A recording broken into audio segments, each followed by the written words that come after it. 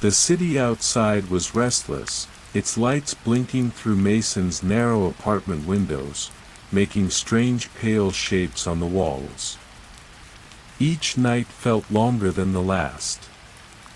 The energy from the streets below, the faint sound of cars and footsteps, drifted up and mingled with the silence in Mason's cluttered home.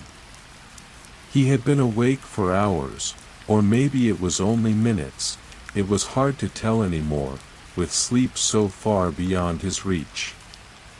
Mason sat hunched over the chipped kitchen table, a mug of cold coffee close at hand. His fingers were still stained with charcoal, dark smudges running into the little creases of his skin. Sketches were scattered everywhere, overlapping on old newspapers and scrap pads. Some were barely started, others smeared from too many attempts to fix small mistakes. He looked down and couldn't even remember which one he'd been working on last. It was just past 2 in the morning. Every so often, the radiator let out a sharp metallic groan, like an old animal turning over in its sleep. The walls, crowded with canvases and paper, seemed to swell and contract with each metallic sigh. Mason pushed a sketch aside and tried not to think about how heavy his eyelids felt, how his thoughts fuzzed at the edges. He stood up, stretching his aching shoulders and turning his head towards the living room. The hallway was narrow and lined with piles of art supplies, tubes of paint, tangled brushes, crumpled sketches tossed aside. There was a weary rhythm to his pacing, the same route traced over and over like a groove worn into the boards underfoot. As he wandered, Mason caught fleeting glimpses of his own reflection, maybe in the glass of a picture frame, or briefly in the chrome of a lamp. Sometimes he thought he saw the reflection looking back a little too sharply, or tilting its head just a fraction differently than he was. But he blamed that on exhaustion and the half-light flickering over the city skyline. He reached the living room window and pressed his fingers against the cold glass. Staring out, he watched the city's late-night life, headlights flickering below, an occasional stranger hurrying along the sidewalk. Behind him, shadows pooled in the corners, shapes shifting as the streetlights outside blinked through the curtains. Then, in the dimness, a shape caught his eye. There was something new, near the far wall by the window, tall and narrow, its surface glossy and dark. Mason's mind struggled to resolve what he was seeing. It was like an ornate mirror, the kind with twisting metalwork around the edges, tall enough to capture most of a person's height. He recognized something old-fashioned in the way the frame curved, almost Gothic but not quite. It looked massive, almost too heavy to move, and it had a look of deep age, with patches of tarnish and wear. The glass didn't just reflect, it shimmered, the way moonlight does on oil. Mason stared at it, silent. The mirror shouldn't be there. He'd never owned anything like it, would never have had the money or the taste. The apartment was too small for something so looming and unnecessary. He stood frozen for a moment, his breath shallow, waiting for a reason to reveal itself. But exhaustion and confusion thickened around him like fog. He reached for the wall and flicked on the light. The bulb above him buzzed into life, pouring harsh white across the room. He spun around to look for the mirror, but there was nothing but the bookshelf, stacks of records, and the ragged old armchair. The mirror, if it had ever been there, was simply gone. For a long moment, Mason just stood there, his heart tapping anxiously against his chest. He searched every corner, peered behind the chair and next to the window. There was no trace, no groove in the dust, no smudge on the wood. Somewhere down the hall, a neighbor's muffled radio croaked, a late-night voice winding through static. Mason tried to shake himself awake, rubbing his eyes. Just tired, he told himself. People see things when they haven't slept, color blooming where it shouldn't, patterns crawling out of the dark. He forced his breathing to slow, clinging to the feeling of the floor beneath his bare feet, grounding himself in the small details of the moment. He made his way back to the bedroom, feeling the fatigue sinking into his bones. Every movement was heavy. He crawled under the thin blanket, the feathers in his pillow rustling. Sleep clung just out of reach, in that strange place where thoughts melted into dreams. As Mason drifted in and out, his mind played with the image of the mirror. In dream logic, it appeared again, in impossible places, the foot of his bed, the hallway outside his apartment door, halfway between his window and the bright city lights. Sometimes he saw his reflection in it, stretched and dim, eyes too deep and face delicately blurred. Other times, he couldn't see himself at all, just endless, dark space receding behind the glass. He dreamt of walking through his own apartment, but in the dream everything was off. The colors were washed out, like old photos left too long in the sun. The walls curved strangely, and the doorways felt just a little too tall. The mirror drifted in and out of sight, sometimes in the middle of the living room, sometimes peeking from the bathroom door. It beckoned, in that slow, silent way dreams can. Mason felt himself drawn toward it, not with curiosity, exactly, but something much quieter and heavier, as if it was the only steady thing in a world unraveling. He woke several times in the night, heart pounding and sheets twisted like vines around his legs. Each time, he peered into the shadows, convinced for a second that the mirror would be standing nearby, quietly waiting. But every time, it was just as crowded, uneven stacks of canvases and the soft light leaking in through his curtains. Even when he closed his eyes, the sensation lingered, something had been in the room with him, even if he couldn't quite say what. He listened for the radiators groaning, the city outside, his own uncertain breathing. Eventually, real sleep found him, heavy and dreamless. The next morning, Mason woke with a start, blinking into the pale, cold light of his bedroom. His body felt leaden with exhaustion. He sat up, rubbing at his eyes, trying to cling to fragments of the night, the strange sense of movement, the flicker of something reflective. He padded into the living room, early sunlight already streaming in, making everything look almost ordinary. Dust floated where the mirror had appeared in the night. Mason stood there for a long time, half expecting to find a shape, a shadow, anything. He scanned the room, step by step, fingers brushing over the places where he swore the frame had touched. But there was nothing.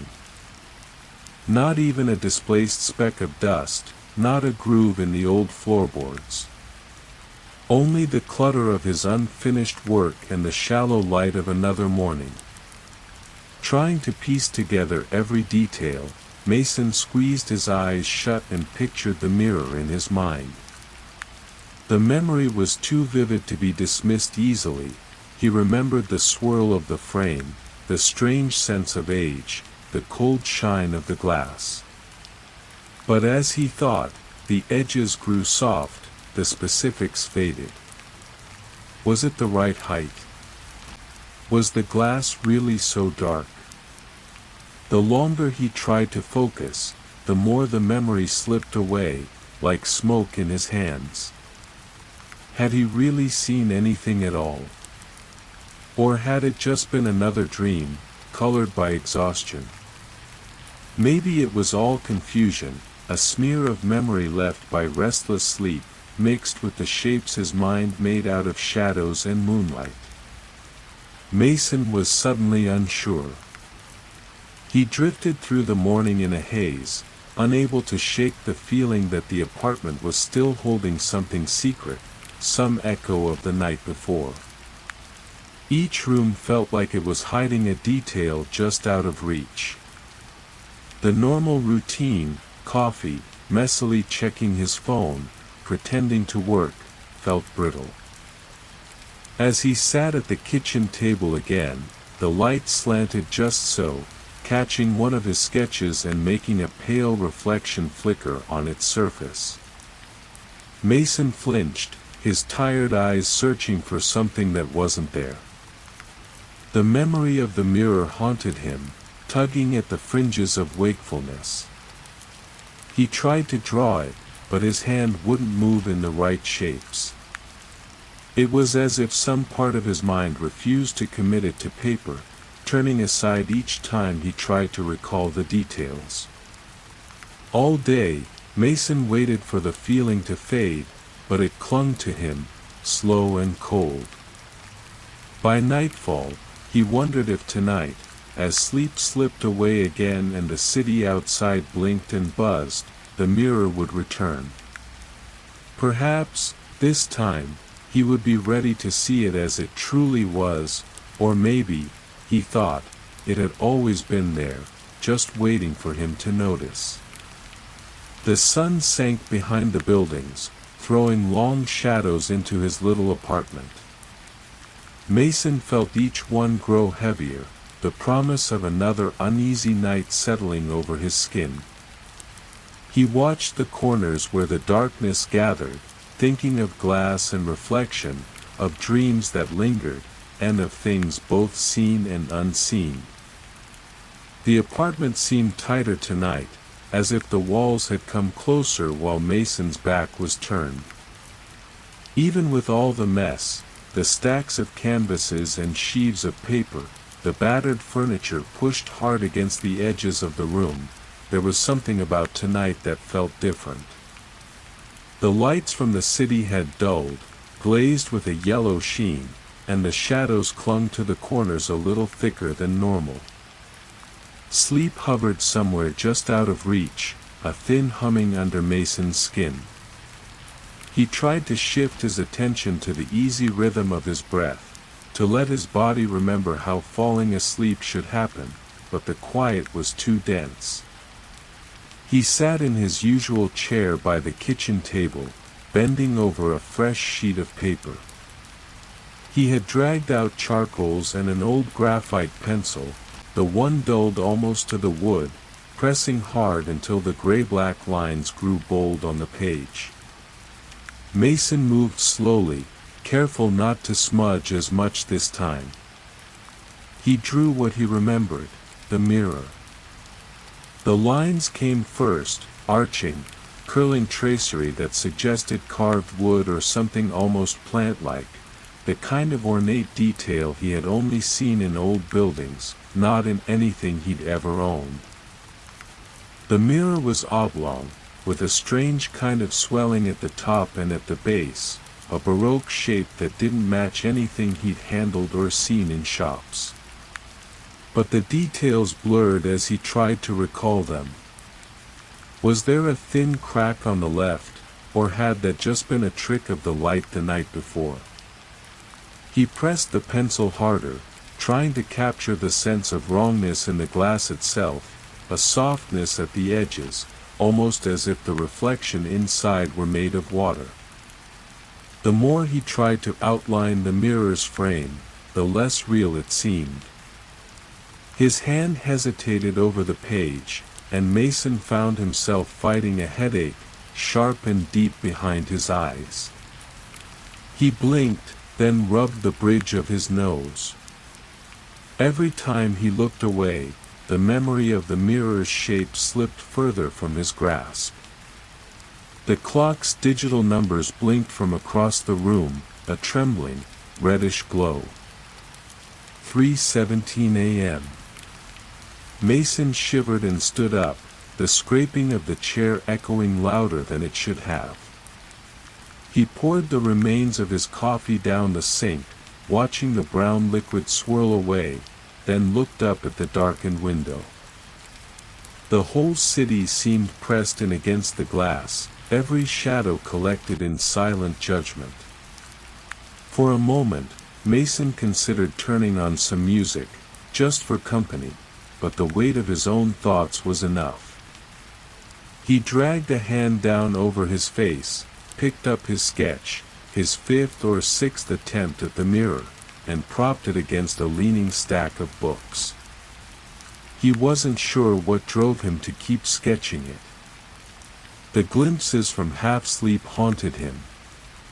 He could have sworn that last night, as he passed from twitching wakefulness to that blurred, underwater pre-dream, he'd seen it, the old mirror, standing upright outside his bedroom, the edges catching what little light there was in odd silver flecks. But when he woke up, there was nothing. Had it even been there? He tried to tell himself it was just the product of his exhaustion and the broken sleep cycles, a shadow from a painting, a trick of the streetlight. That certainly made more sense. Still, he couldn't escape the urge to get it down on paper. He stood in the cramped space, twisting the pencil between his fingers, wishing that capturing the image would somehow get rid of the unease curling in his stomach. Mason watched his own reflection in the glass of the window, not a true reflection, really, just the faint shape of his hair and eyes, hovering where the darkness met the city glow. He found himself murmuring, just softly, to the empty room, "It's not real. There's nothing there." There was a dull ache spreading through his arms, a weight that tugged at his attention. Mason shuffled down the cramped hallway toward his bedroom. The radiator creaked again, metal straining in the cold. He lingered at the threshold, his hand on the chipped paint of the doorframe. His bed looked messy and inviting, the covers tangled from restless tossing. He clicked off the lamp, then moved to sit on the edge of the mattress. He closed his eyes, inhaled deeply, and tried to let go. Sleep reached out for him, thick and sticky. It felt several layers deep. He was aware of lying on the bed, but also aware of something shifting beneath his thoughts. He tried not to think. The apartment faded around him, growing soft and indistinct. There was only Mason's own breathing, then the slow creaking of wood as the wind brushed against the outside walls. Somewhere in the half-dark, his mind rolled over the memory of the mirror. He heard a sound in the hallway, a whispering scrape, the hush of something heavy being moved over linoleum. Mason opened his eyes. It was darker than he thought. The only light now seeped under the bedroom door in a postcard-sized rectangle. He felt his heart beat in his throat, but his body refused to sit up. Some part of him recognized the familiar, iron-weighted paralysis that sometimes held him upon waking or sleeping, his limbs numb, his voice locked quiet in his chest. He stared at the line of light, listening. In the hush, he saw a shape bulge into the light, a silhouette forming just outside his door. It was the mirror.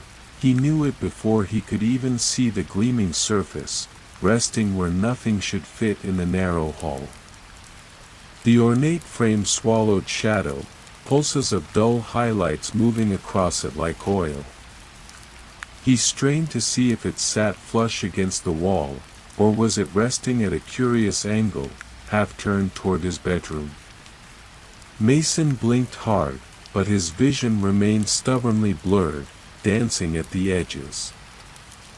For a moment, Mason let the feeling settle, his mind caught between logic and fear. Of course the mirror wasn't real. He told himself this, almost calmly. It was some old thought, recycled by a broken brain desperate for sleep. Still, he stared. Then, softly, the reflection in the mirror caught his attention. At first, it seemed normal, his own shape, propped awkwardly on the bed, face half-lit. But then it wavered. In the glass, his reflection blinked a heartbeat later than he did, or didn't seem quite lined up with where he knew he sat. The eyes in the glass looked heavier, the face more gaunt, as if it belonged to someone older or already halfway gone. Mason's heartbeat quickened, his breathing turning shallow. He tried to move, to reach for the edge of the bed, but his body didn't obey. All he could do was watch as the reflection's mouth opened, about to say something he couldn't hear. He wanted to reach out, to touch the mirror or at least the idea of it. With a monumental effort, Mason stretched his arm forward, fingers balled into a fist, and tried to press his palm into the shining surface. There was nothing to meet him, no glass, no wood, just the chill of the night air and a feeling of sinking into a cold, slow puddle. The mirror rippled and faded. The hallway was just a hallway again. Of course it was. He jerked awake with a gasp, the air sharp in his throat, the room painted in grainy morning light. For a moment, the bed seemed to tilt beneath him, the shapes of blankets foreign. Mason pressed his hands against the sheets, steadying himself. He scanned his bedroom, then the doorway. The hallway was empty. He stood, blinking at the bright city sun filtering through his living room windows, and stumbled to his work table. His sketch, last night's charcoal drawing, the one with the heavy carved frame, had been torn neatly down the middle. The two halves lay separated, curling at the edges. Mason stared at them, his heart tightening. He didn't remember tearing the page. He hadn't even touched it after propping it up. He thumbed the edges, looking for clues, a ragged tear or some other mark. Nothing. And yet, every time he looked, he felt less certain of the difference between memory and fact. He tried to rally some kind of explanation, maybe the paper got caught on something in the night. Maybe he did it himself, sleepwalking, restless, half awake. But the idea made his skin prickle. He paced around the apartment, checking each hallway, glancing into the bathroom, then out the window. In the daylight, his home looked harmless enough. The city outside moved in its usual rhythm, cars idling at the corner, someone talking loudly as they passed by. All the same, the sense of wrongness lingered, stretched taut and humming just beyond the reach of words. Mason sat down heavily at his table, the two torn pieces of the mirror drawing before him. His hands shook as he brought them closer together, trying to fit the halves. The tear didn't line up perfectly, a subtle slip, as if the drawing itself had shrunk or bulged overnight. He remembered the mirror's strange angles, how its frame seemed to rearrange each time he drew it, never quite the same from one attempt to the next. He stared at his reflection in the window, pale and unsettled, and wondered if he'd ever truly slept at all. The memory of the mirror hovered, not quite fading, as morning poured its cold light through the glass. Mason pressed his thumbs into his eyes and willed himself to focus on the simplest things, the feel of the table under his palms, the texture of torn paper. The silence of the room felt absolute, waiting for some invisible signal. He tried to remember the last time he felt certain of anything. The line between dream and waking had never felt thinner. Mason woke to the gentle thrum of rain against his window, the gray half-light of early morning filtering through the blinds. There was a damp chill in the air, and he stayed in bed longer than usual, his body heavy and limbs oddly slow. He tried to recall what had woken him, but memory crumbled away as soon as he reached for it. Only scraps remained, a sense of something watching, the cold brush of dread curling at the edge of sleep. His apartment felt quieter than ever, as if the storm outside had muffled even the hum of the city. He turned onto his back, twisting in the tangled sheets, blinking at the dust caught in the morning light. Nothing looked different. No sign of it, no sign of that heavy, ornate mirror that he'd seen in that impossible place again. Last night he was sure it had been here, hovering in the narrow hallway between his kitchen and bedroom, the gold filigree crawling like vines over rotting wood. But now, just pale, blank walls and the faded outline where some old painting had been hung before he moved in. He kept glancing over his shoulder, expecting to find it again, but by daylight his mind insisted it was just a strange dream. Not real. He let out a slow breath and tried to will himself up and off the bed, moving automatically to start the morning. Get water, make coffee, move the canvases that always got in the way. Out of habit, he stuck his phone onto the kitchen shelf, propping it so the camera faced as much of the apartment as possible. He set it to record before heading out for errands. There was nothing to explain, not even to himself, just a need to see what happened here while he was gone. Just in case. When he returned, hours later, the apartment was much as he'd left it, gray, still cluttered, a tightness in the air that seemed to press against his chest. The phone had run out of memory. Mason scrolled quickly through the hours of footage anyway, frame by frame, hoping for something.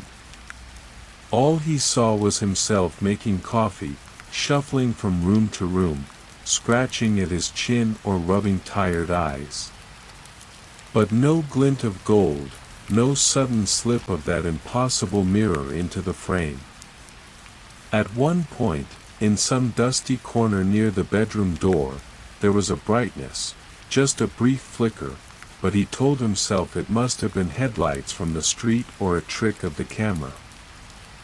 Mason let the video play in the background as he worked, drawing on and off until evening started to thicken the air again. He found himself glancing up more and more, catching himself watching his own blurred reflection in the window, the glass blackening as daylight drained away. The pressure in his temples returned, not quite a headache, but an aching, restless pulse. As the light faded, the mirror began to creep into his thoughts again. He saw it behind his eyelids every time he blinked, its surface wavering, a frame cold with dust and finger marks. He thought of the last time, how he'd stood in the hallway, half drunk on exhaustion, and caught sight of it at the far end, leaned up against the wall where nothing else ever managed to fit. He'd kept his eyes on the spot for minutes, watching the mirror shift, edges blurred, surface clouded.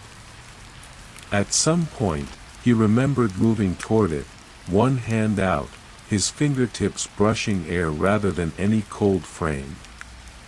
The hallway felt longer, the shadows bending closer, and just at the edge of vision, something moved inside that glass.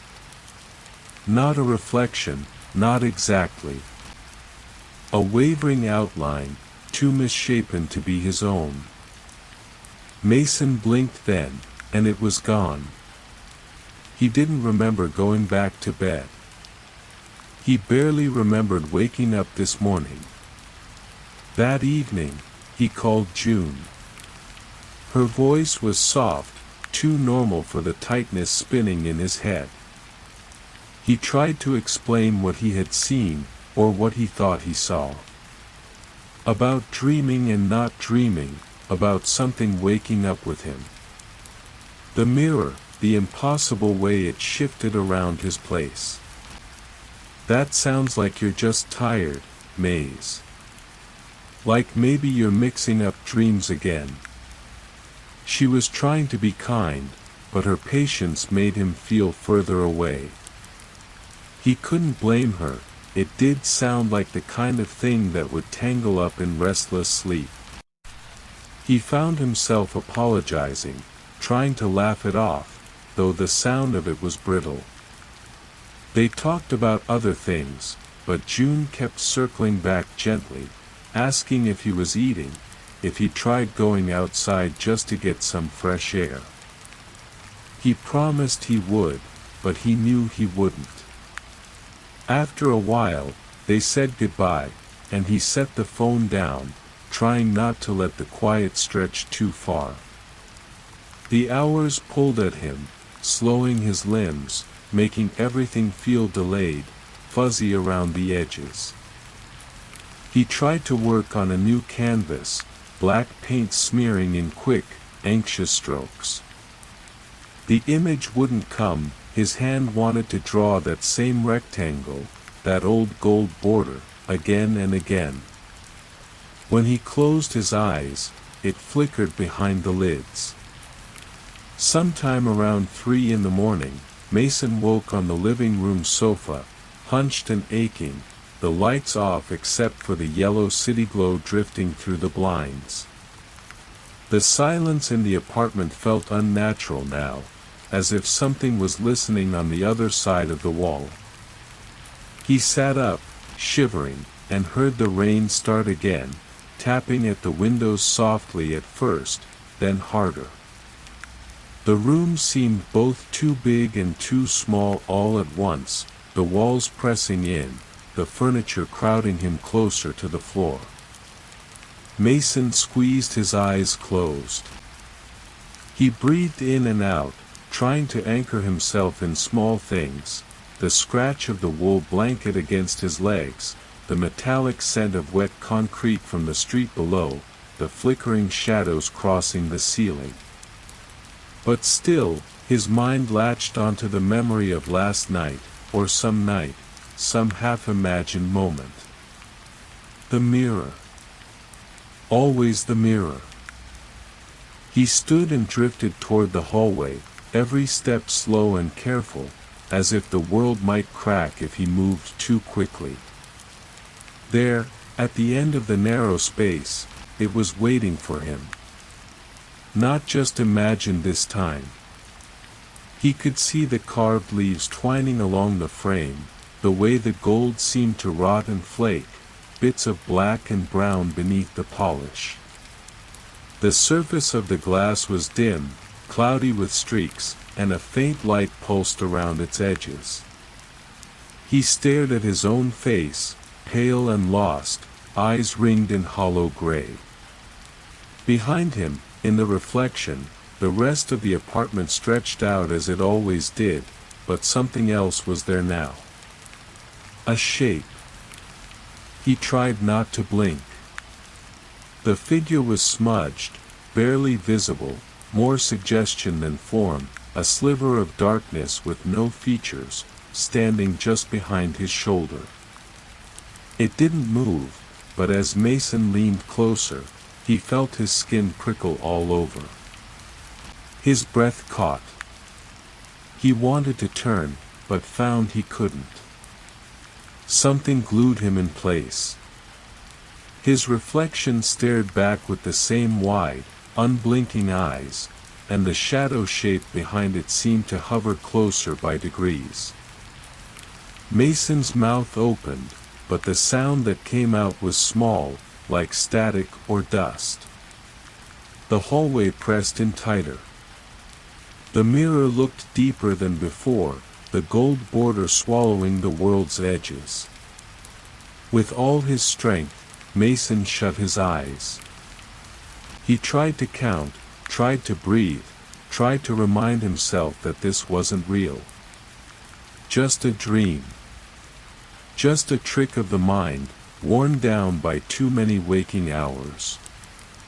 But when he opened his eyes again, the mirror was still there, and that darkness within it had only gotten clearer, filling the space behind him in ways that did not make sense.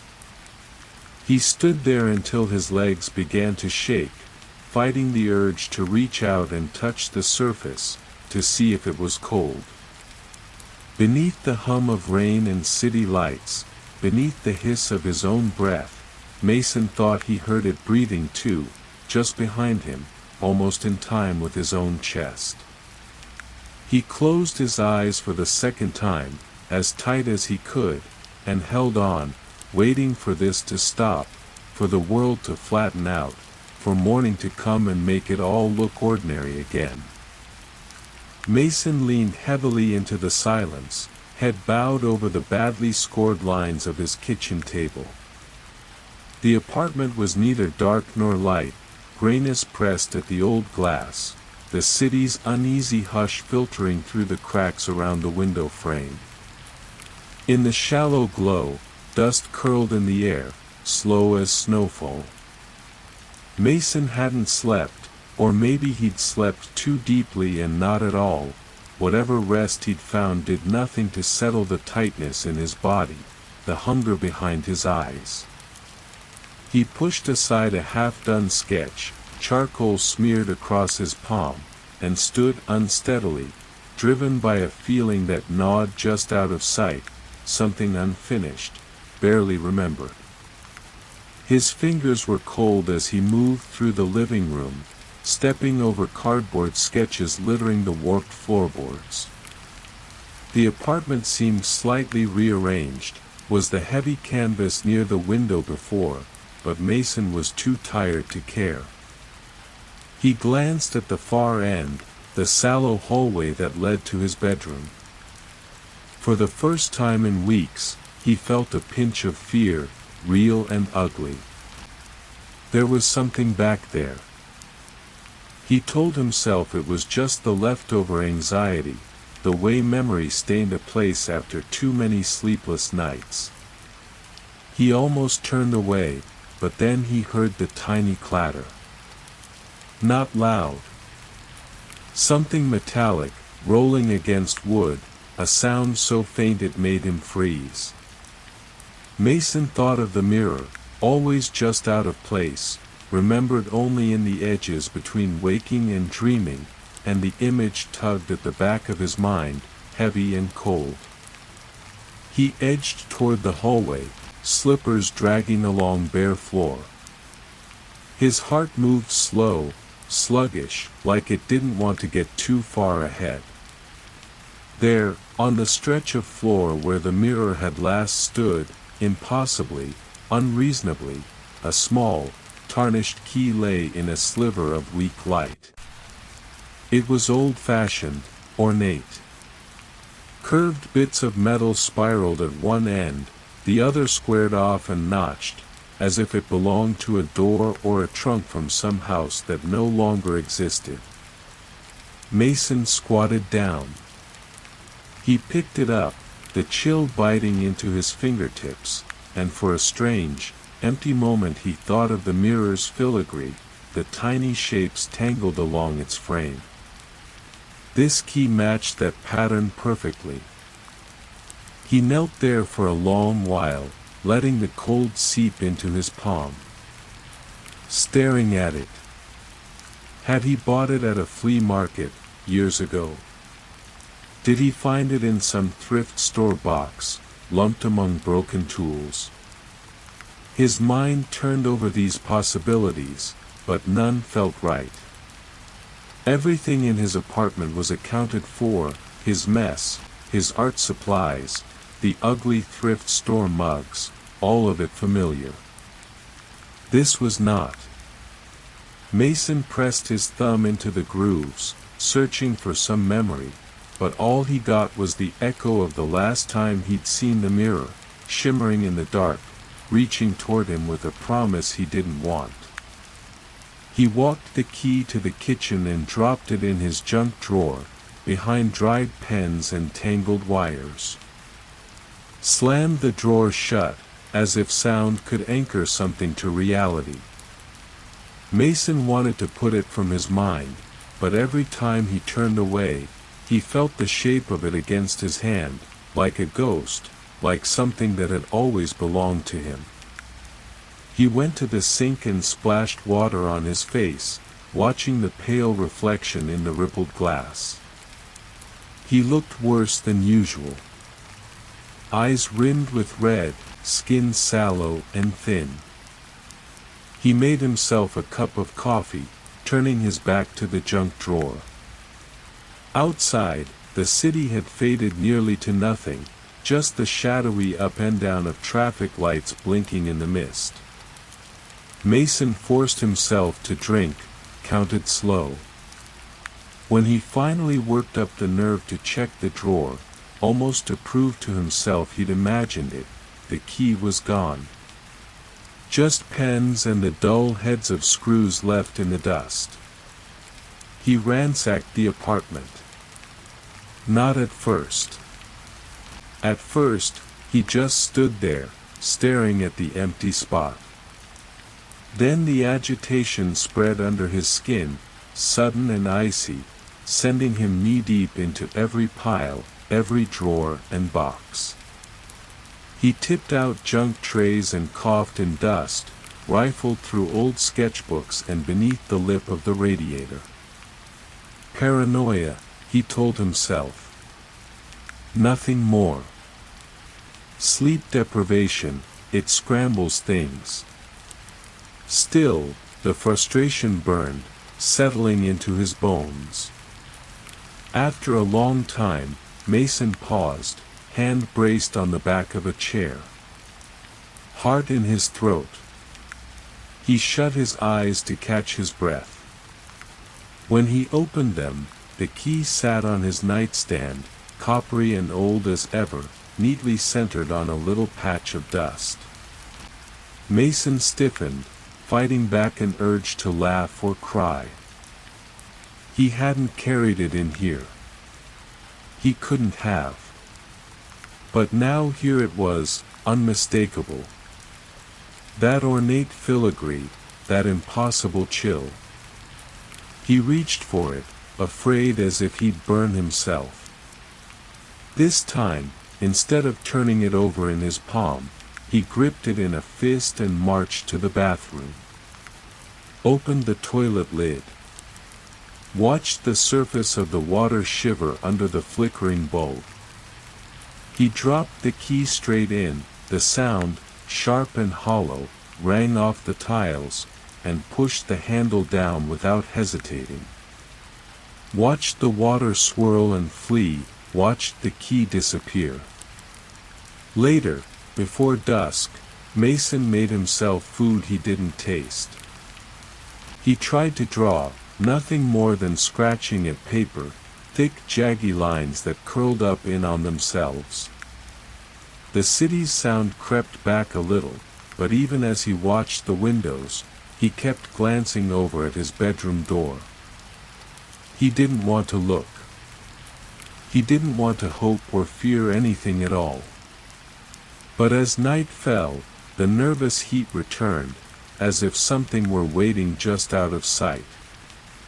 Sleep pulled at him with a low, dragging insistence. Not dreams, just a pressure, aching between his eyes, the stretch that came before a blackout. He lay on his bed in full clothes, arm across his stomach, lamp on because darkness scared him now more than it used to. He tried to list his plans for tomorrow.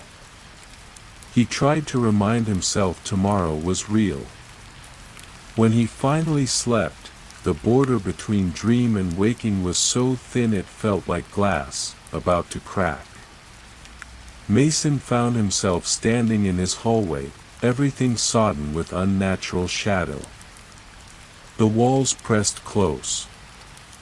His heart thumped in his chest in a slow, dragging rhythm, and then he noticed it, the mirror, right where he'd seen it 100 impossible times by now. It was taller tonight, almost scraping the yellowed ceiling. The frame glowed faintly with its tangled golden branches, the glass brimming with watery darkness. Mason shivered. He wanted to run, but his feet belonged to the floor. In that thick silence, he watched his own reflection emerge, different somehow, staring at him from behind the warped surface, eyes wide and pleading. There was a strange, shifting expression in those eyes, a mix of hope and despair, like someone trapped beyond the glass.